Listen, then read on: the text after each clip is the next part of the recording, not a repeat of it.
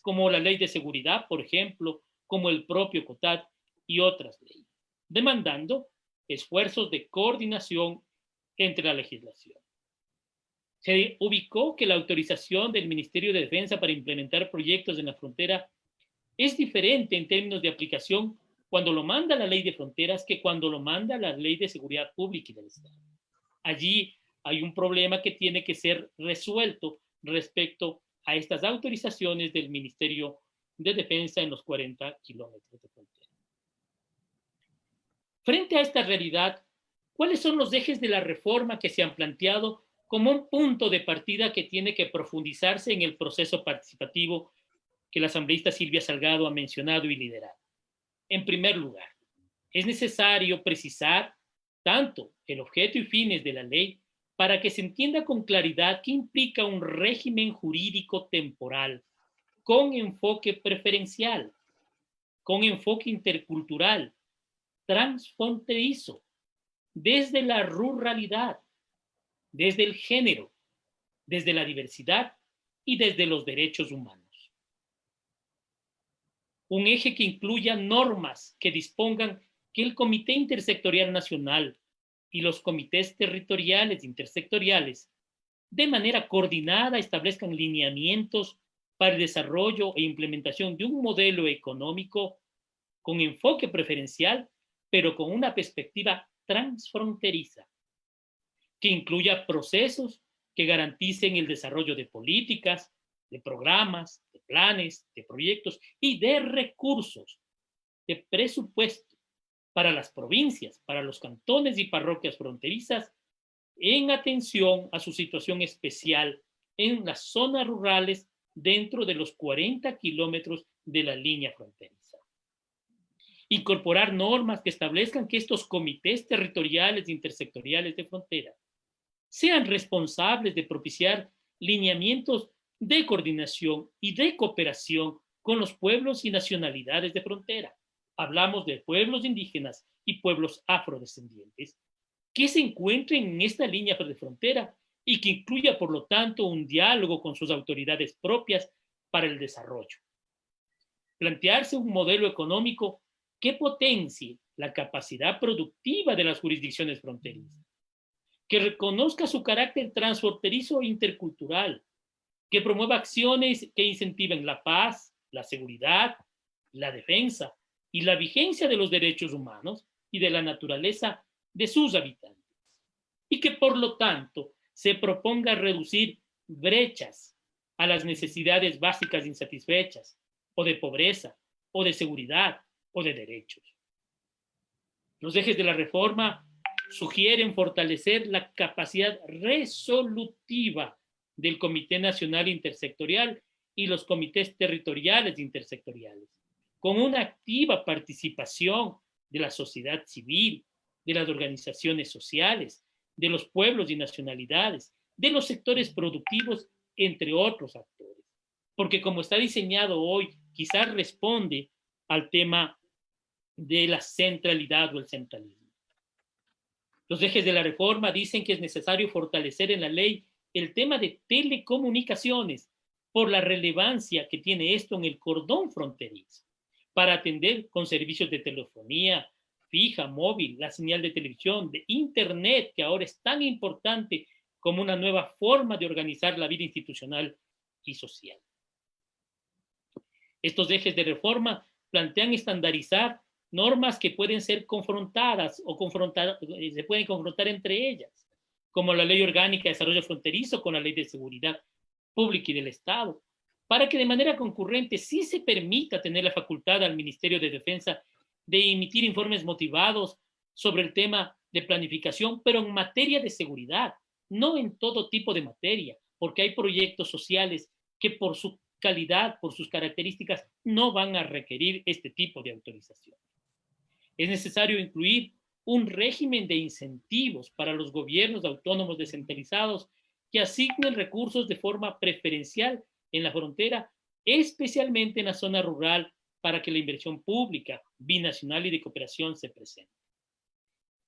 Se considera en los ejes de reforma que hay que mantener sí a la Secretaría Técnica Planifica Ecuador para que vele porque las políticas, porque los planes y los recursos de las instituciones del Estado en todos los niveles de gobierno contengan esta mirada de preferencial para la frontera.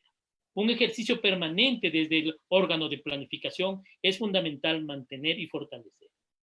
Que hay que incluir, y este es un tema nuevo, la responsabilidad de CONGOPE, de AME y de CONAGOPARE de prestar asistencia a los asociados y velar para que incluyan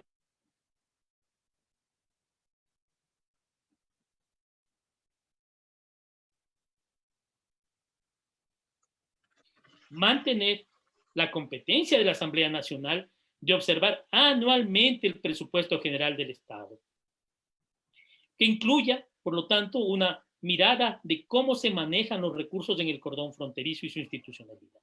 Y se hizo una propuesta muy específica, que habrá que discutirla, que se precise por cada ministerio, se destine el 2% del presupuesto anual para atender las necesidades de la población que habita en las zonas de frontera.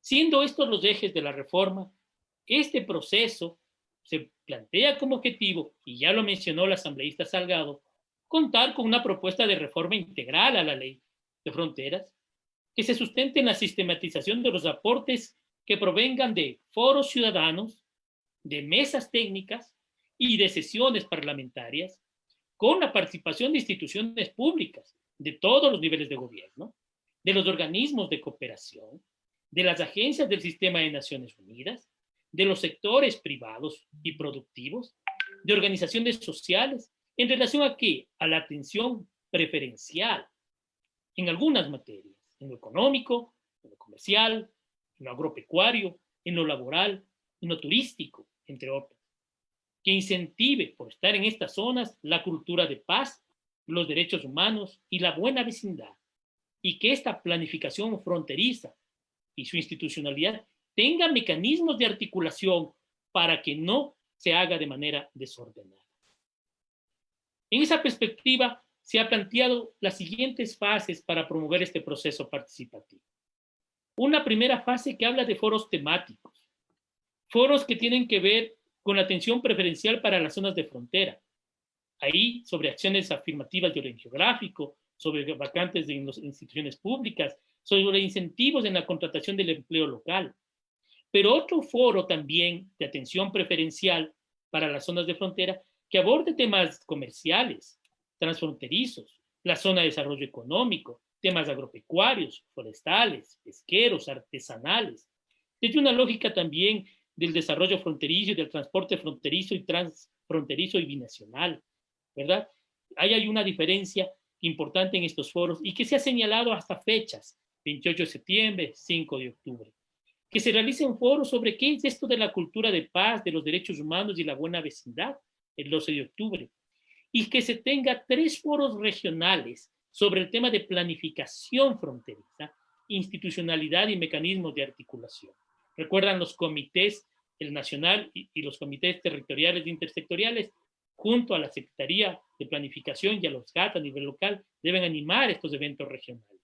Planteamos uno en la región norte, el 19 de octubre, otro en la región amazónica, el 24 de octubre, y otro en la región sur, el 29 de octubre. Una segunda fase en el proceso de reforma que permita ubicar como actividad los elementos y estándares centrales que nos dejan los foros ciudadanos, los que hice mención. Eso desde entrado noviembre. Que nos permita ver estos elementos y aportes que dejan los GATS y que nos deja el Sistema de Naciones Unidas también el 9 de noviembre. Revisar las propuestas normativas transversales sobre atención preferencial. Porque cuando uno mira la ley, uno encuentra que es una ley de atención preferencial en diversas materias y hay que tratar de conciliar esa atención preferencial de manera sistemática y articulada. Eso tenemos que hacer un ejercicio. Se plantea mediados de noviembre. Ubicar las propuestas normativas transversales sobre cultura de paz, derechos humanos y buena vecindad. Porque si bien es cierto, está en un capítulo, cuando uno aborda estos temas en otras partes, se hace mención a ellos. Y entonces tiene que haber un ejercicio de estandarización y articulación. Se plantea hacerlo el 23 de noviembre. Y por último, recoger aquellos acuerdos de las instancias de planificación de las instancias de competencia. Estamos hablando del Consejo Nacional de Competencias, que era una de las preocupaciones que tenía la asambleísta Salgado, que tienen que estar ellos articulados. Y de presupuesto, es decir, los que saben el manejo de los recursos. Hablamos del Ministerio de Finanzas, para que participen en estos procesos de articulación y de acuerdos, para que cuando se desarrolle una ley, sea una ley que tenga un sustento y una base económica, sustantiva, y no en el aire. Se plantea que eso sea el 30 de noviembre. Una tercera fase, que ya entramos en la elaboración de las propuestas de ley, de las normas, digamos así. En diciembre, el 14, se plantea ya tener una propuesta normativa transversal de planificación fronteriza, de institucionalidad y mecanismos de articulación. Y para el 21 tendríamos una propuesta elaborada, normativa borrador, por parte del equipo técnico que estaría trabajando este tema. Estamos hablando de fines del año 2020. Y la cuarta fase, que es que todos estos insumos anteriores tienen que entrar a un debate político y a un debate normativo y técnico con quienes van a tomar la decisión de los textos, que son los señores y señoras asambleístas del grupo parlamentario. Y ustedes ven, ya para el 11 de enero se plantea una primera sesión parlamentaria. Aquí solo se pone como sesión parlamentaria, pero yo quisiera explicarles que esas sesiones tendrán el mismo orden temático que tuvimos anteriormente en las fases. Por razones solamente de ahorrar este espacio, no les he colocado. Pero se irá tratando en cada sesión, tema por tema, para que puedan agotar técnicamente y normativamente el debate parlamentario en 4 sesiones de trabajo que van del 11 de enero al 3 de febrero del 2021. El 8 de febrero se pretende tener un primer borrador final del proyecto de reformas, luego de todo este trabajo y del debate parlamentario. Y el 15 de febrero tener un informe final con las observaciones ya incorporadas finales de las señores y señoras asambleístas y de las organizaciones que nos apoyan, para finalmente aspiramos que el 19 de febrero poder hacer la presentación del informe final y en consecuencia la presentación ante las instancias de la asamblea para que la comisión que corresponda procese y lleve adelante el debate y la discusión correspondiente del proyecto de reformas a la Ley Orgánica de Desarrollo Fronterizo. Ese es el cronograma, señora coordinadora del grupo parlamentario. Estamos abiertos a recoger aportes, observaciones para perfeccionarlo y para avanzar en este proceso de reformas. Muchas gracias. Gracias, Patricio. Compañero Elio Peña. El siguiente punto, por favor.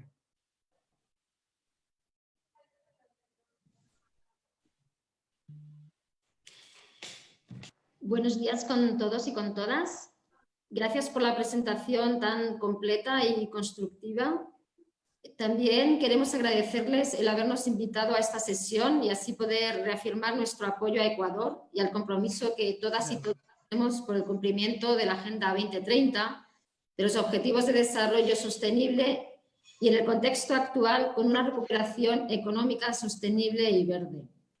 Hay muchos desafíos que necesitan ser abordados en las zonas fronterizas, como refleja claramente el informe de evaluación de cumplimiento de la Ley Orgánica de Desarrollo Fronterizo. Y debido a la pandemia y a sus consecuencias, estos retos se han acrecentado, por lo que el logro de estas metas será aún más difícil. Me gustaría resaltar el ODS 16, la importancia de promover sociedades pacíficas e incluyentes sin dejar a nadie atrás, para conseguir un desarrollo sostenible. Sin desarrollo no hay paz y sin paz no hay desarrollo, es un círculo.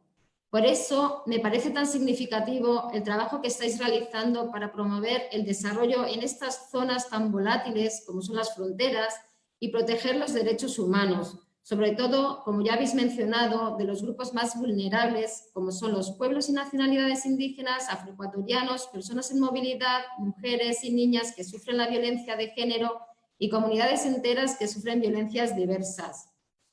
El Sistema de Naciones Unidas en Ecuador ha venido desarrollando un trabajo importante en fronteras. Por ejemplo, tenemos 11 agencias con más de 80 personas destacadas en frontera norte, repartidas en las 4 provincias, que trabajan en temas diversos como respuestas a la movilidad humana, violencia de género, prevención de conflictos, como es nuestro proyecto binacional Comunidades Protectoras, cambio climático, seguridad alimentaria y nutrición, protección de la infancia y un largo etcétera. La invitación